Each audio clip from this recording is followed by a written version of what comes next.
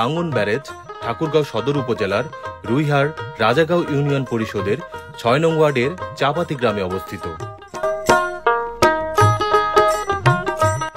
যার বাস্তবায়ন ১৯৮৪ থেকে ১৯৮৫ সালে শুরু হয় এবং ১৯৯২ থেকে ১৯৯৩ সালে এর কাজ শেষ হয়।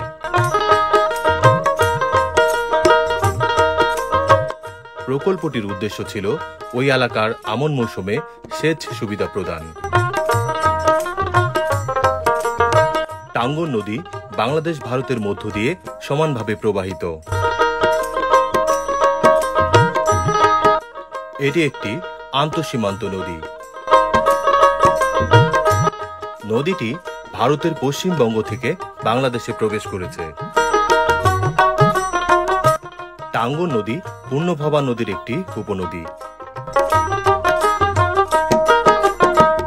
দুদেশের পানি ভাগাভাগি নিয়ন্ত্রণে নির্মাণ করা হয়েছে টাঙ্গন ব্যারেজ।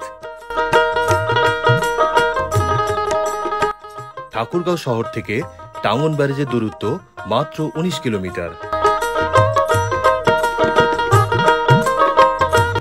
প্রকল্পটির আওতাভুক্ত জমি ৬,০৭০ হেক্টর ও সেচযোগ্য জমি ৪,৪৫০ হেক্টর। বর্ষা মৌসুমে এই ব্যারেজ এলাকা ভ্রমণ পিপাসুদের দৃষ্টি কেড়েছে।